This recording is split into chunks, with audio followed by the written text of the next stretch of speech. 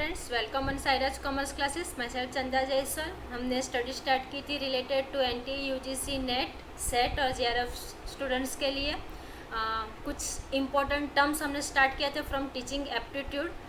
जैसे कि आपको पता है पेपर 1 के लिए हमने स्टडी स्टार्ट कर दिए हैं, तो बहुत सारे टर्म्स मैंने इसके पहले एक्सप्लेन कर दिए हैं। अब हम कुछ इम्पोर्टेंट टर्म्स जो कंटिन्यू कर रहे हैं, ठीक है, तो कंटिन्यू करते हैं हमारे इम्पोर्टेंट टर्म्स। जैसे कि आपके पास 6 है, इसके पहले 5 मैंने ये कर दिया। अभी नेक्स्ट देखते हैं हम 6 वाला आपके पास ह्यूमनिज़म। अब ह्यूमनिज़म क्या है, ठीक है, तो ह्यूमनिज़म है ह्यूमन, ठीक है, यहाँ पे नाम के अंदर छिपा है ह्यूमन, ठीक है, तो बस वही है यहाँ पे ह्यूमन। जो क्या है, ह्यूमन एक सेंटर और मेजर है जो हर एक एक्टिविटी की, इतना याद रखा तो भी ये याद रह जाएगा। Humanism it is a reasonable balance in life. हम क्या करते हैं, ऑफ कोर्स हमारी लाइफ को बैलेंस ही करते हैं, ठीक है, तो वही चीज़ है। It is a reasonable balance in life and regards humans as the centre and the major of all activities. अब ह्यूमनिज्म बिलीव्स किस में रखते हैं, तो humanism believes in the interest and welfare of the all human beings. Humanism believe किस में करते हैं, एक तो interest and the welfare of all human beings. Thus the life of human beings should be transferred. इसके लिए जो हमारी लाइफ है वो ट्रांसफर्ड होती कहाँ से, वेलफेयर से अपने गोल तक, यानी कि जो हमारा वेलफेयर करना है वही हमारा गोल बन जाता है। तो humanism believes in the interest and the welfare of all human beings. Thus the life of human being should be transferred so that the welfare of the all becomes the goal.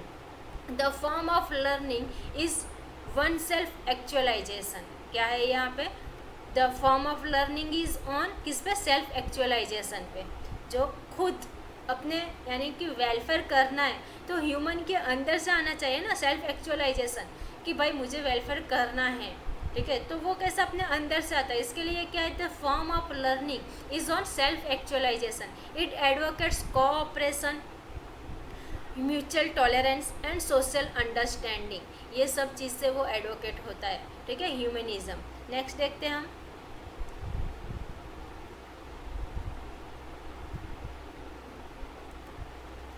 Next है rationalism. अब rationalism क्या है, तो rationalist claims that there are significant ways in which our concepts and the knowledge are gained independently of sense experience। क्या बोला है, rationalism यानी rationalist ने क्लेम क्या किया है कि एक सिग्निफिकेंट वे है कि हम जो कंसेप्ट या नॉलेज जो गेन करते हैं वो कैसा है, इंडिपेंडेंटली ऑफ सेंस एक्सपीरियंस, यानी कि आपके जो सेंस है, एक्सपीरियंस है, जो आप कंसेप्ट या नॉलेज गेन करते हो, वैसा रैशनलिस्ट बोलते हैं कि वो इंडिपेंडेंटली है, ठीक है। तो ये था रैशनलिज्म, सिंपल है, छोटा सा ही है। Rationalist claims that there are significant ways in which our concepts and knowledge are gain independently of sense experience. फिर है आपके पास empiricist. Empiricist claims that sense experience is the ultimate source of all our concepts and the knowledge. Empiricist claim क्या किया है कि जो sense और एक्सपीरियंस वो क्या है, अल्टीमेट सोर्स है किसका, कंसेप्ट एंड नॉलेज का। फिर है एग्जिस्टेंशियलिज्म,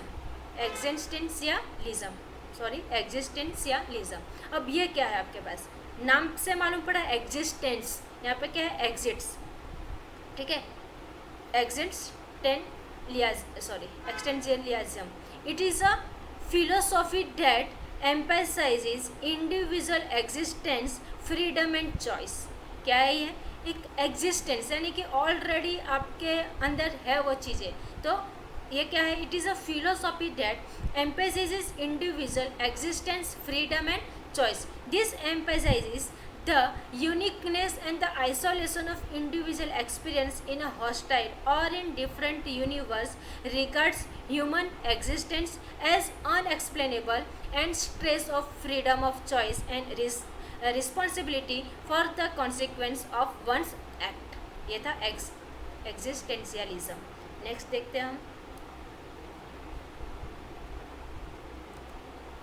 बिहेवियरिज्म। अब बिहेवियरिज्म यानी क्या, कि हर एक इंडिविजुअल का अलग अलग बिहेवियर रहेगा, तो वो कैसे आता है आपके अंदर वो बिहेवियर, ठीक है। तो ये हम यहाँ पे समझते हैं कि it assumes that learner is a passive organism. Learner क्या है? पैसिव यानी क्या? जो एक्टिव नहीं रहेगा। डैट मीन्स कि समझो जो छोटे बच्चे रहते हैं और जो टीचर्स रहते हैं, टीचर्स यानी इंस्ट्रक्शन देने वाले, और बच्चे यानी क्या? उसको ग्रहण करते हैं, ठीक है। वो जो भी रहेंगे वो तो जो भी इंस्ट्रक्शन देंगे, ठीक है, जो भी जो भी टीचर्स है वो ये देंगे हम इंस्ट्रक्शन, तो वो स्टूडेंट्स उसको ग्रहण करते हैं। तो वो कैसे? पैसिव मोड में रहेंगे। उसको हम क्या बोलते हैं? यानी कि it assumes that learner is a passive organism who may be conditioned to learn new behavior. Therefore, learning could be explained by change in observable behavior.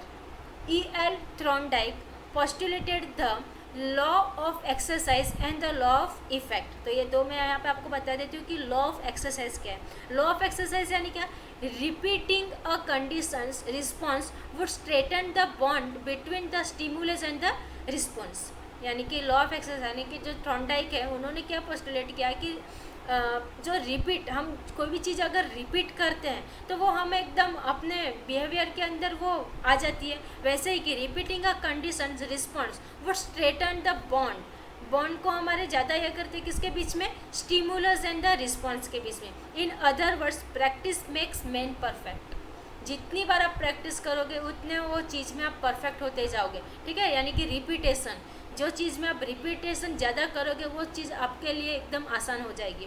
तो सेम कि लॉ ऑफ एक्सरसाइज क्या है? रिपीटिंग, कि practice makes man perfect. अभी क्या है यहाँ पे? Law of effect. अभी लॉ ऑफ इफेक्ट में क्या है? Law of effect is the principle of री इन्फोर्समेंट एंड पनिशमेंट। यानी कोई कितनी चीज़ें हम पनिशमेंट या फिर री इन्फोर्समेंट के थ्रू सीखते हैं। तो pleasure and pains resulting from previous behaviour decides our future behaviour, ठीक है। अगर आपने कुछ अच्छा काम किया है तो आपको वहाँ पे क्या? रीइंफोर्समेंट यानी कि प्लेजर्स मिलेंगे। अगर आपने कुछ बुरा काम किया तो पनिशमेंट मिलेगी यानी कि पेन मिलेगा।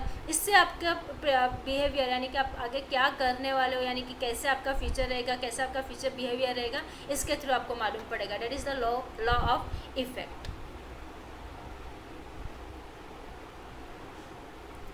नेक्स्ट आपके पास गेस्टल्ट साइकोलॉजी। गेस्टल्ट साइकोलॉजी यानी क्या? It believes that the whole is greater than the sum of its part. क्या बोला है कि यहाँ पे इट्स बिलीव दैट, किस में बिलीव किया है? कि हमारे पास पूरा होना ज़्यादा बेटर है कि उसके पार्ट से, ठीक है। यानी बोलते हैं ना वो आधी नॉलेज बहुत ज़्यादा खतरनाक होती है, वैसे कि whole is greater than the sum of its part. For example, in the human body there are cells, tissues, organs, systems, etc. The sum of all these components, human body, is greater than the sum of its parts. This is because the parts are interrelated to each other. Further, Gestalt psychology demonstrated the significance of perception. It is also shown that the complex learning need not occur gradually through lengthy practice but may develop through insights. क्या बोला है यहाँ पे?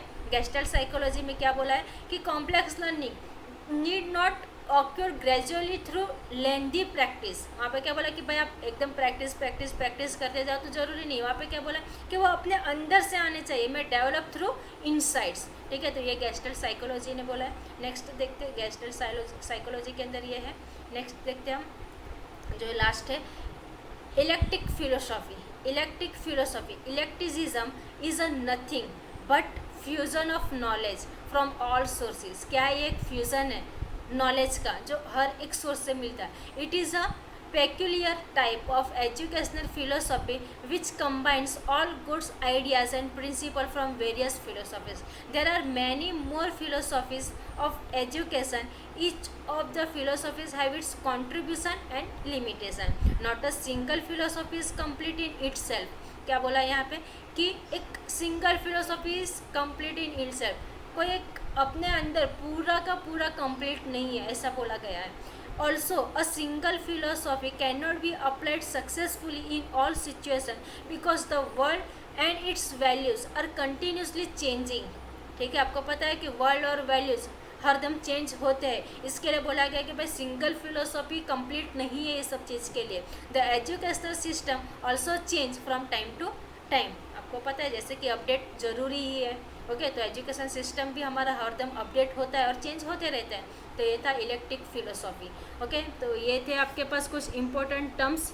Last video भी ज़रूर देखो, उसके अंदर भी मैंने टीचिंग एप्टीट्यूड के कुछ इंपॉर्टेंट टर्म्स करवाए, बाकी थे वो ये वीडियो में कंप्लीट करवा दिए। नेक्स्ट हम देखेंगे इसके बाद कुछ अच्छा सा, ठीक है। तो ओके, थैंक यू।